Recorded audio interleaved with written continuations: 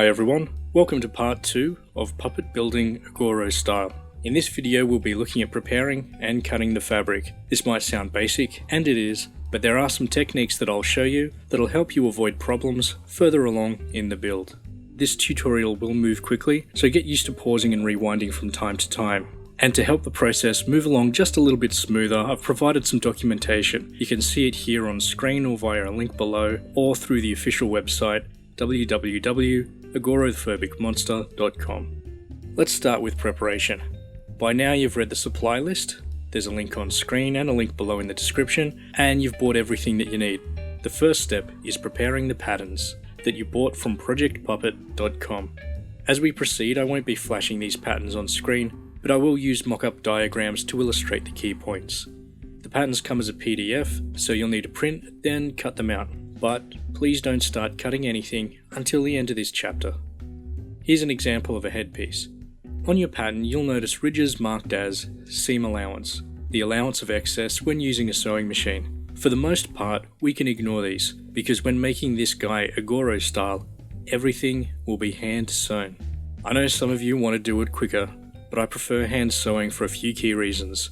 Less screw-ups with curved and intricate sections. Using thick and expensive fur can be costly and difficult if you're not a sewing machine expert, and not everything can be sewn.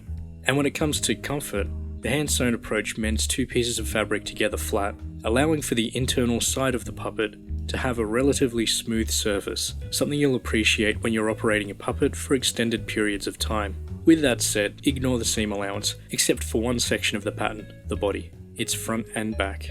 The reason is simple. I leave this allowance because the extra width provides that little bit more wiggle room for your arm. And before you start cutting out the pattern, there's one more thing to address, the arms.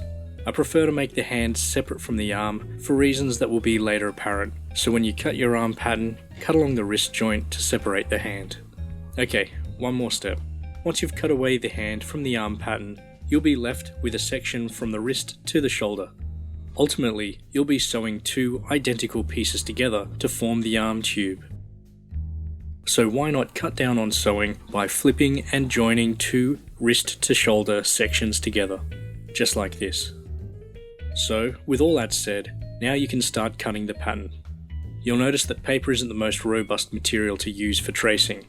That's fine, it's functional. But before we start tracing and cutting the fabric, it's a good idea to transfer the patterns to a more rigid material. The reasons you might want to do this is if you want to make multiple puppets based from the same pattern. You could use cardboard or plastic. For more info on the plastic sheets that I tend to use for my patterns, just check the supply list, there's a link on screen and a link below in the description. So now that you've transferred the patterns, we can begin. You'll need your fabric, patterns, silver and black Sharpies, and sturdy scissors. Next, lay out your fabric, but before you start, check the grain, which is the direction of the fur. You'll want it pointing from top to bottom, then from head to toe. This is important because it'll help create a unified look once you've put all the pieces together. I can't stress that enough. But let's continue. Lay out the pattern pieces using pins to hold them in place. An important note, cutting and poking isn't good for your average desk, so I put down a sheet of something soft and sturdy.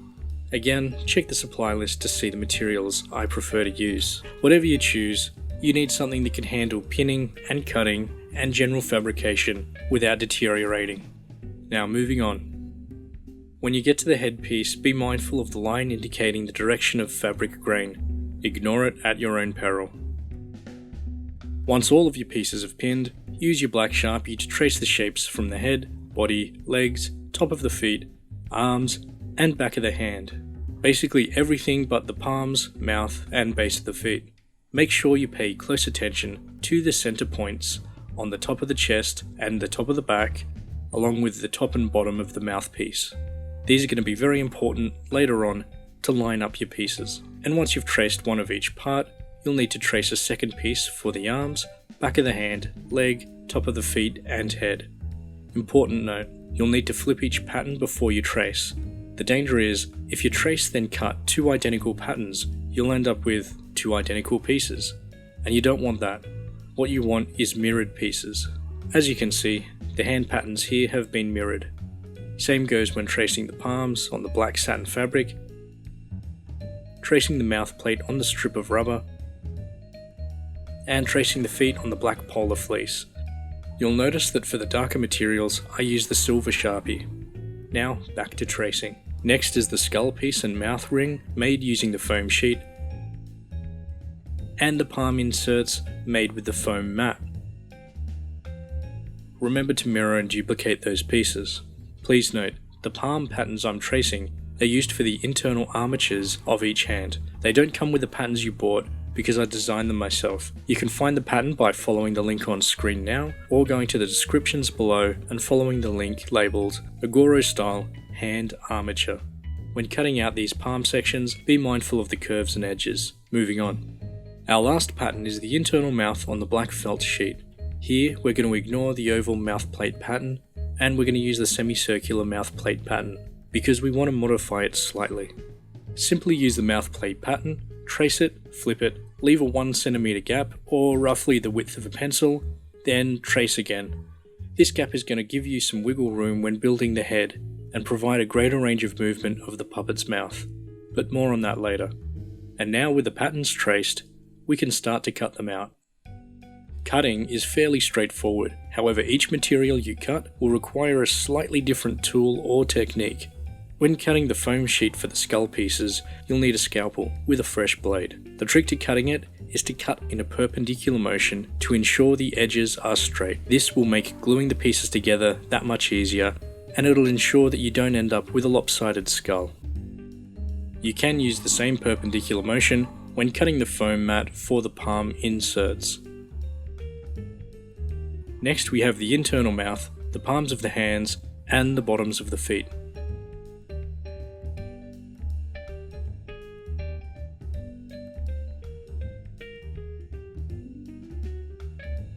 Each of these materials, the fleece, the satin, and the felt, is thin, so all you need is a pair of scissors and a steady hand.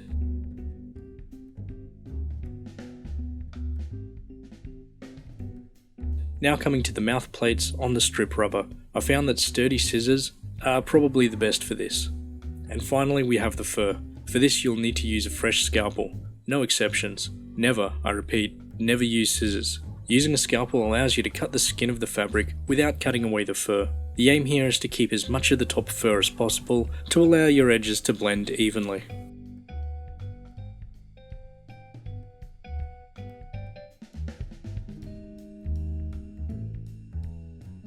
And a note on technique. When cutting fur, there's no need to drag your scalpel through the material. If you look closely, I'm using both of my hands. I sit the scalpel on the cut line and lightly trace the line as my other hand is really doing all the work. With my left hand, I'm pushing the material down and outward from the cut line to provide a sense of tension at the base of the scalpel. Try it for yourself and you'll start to get the hang of it.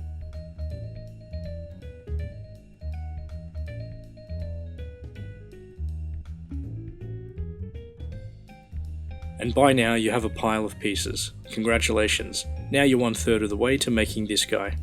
And now you're ready for step 3, sewing. As mentioned earlier, we'll be sewing by hand to get that Agoro style result, but just like this video on cutting, while sewing seems pretty straightforward, there are a few factors to consider that will have a big impact on the final product. I'm Chris, and this has been part 2 of Puppet Building Agoro Style. To keep following us, and to discover more content as we upload it, please subscribe to the channel, give us a like, or hit that notification icon. And if you want to follow us on Facebook, I'd love it if you give us a like. Next up, part 3, sewing.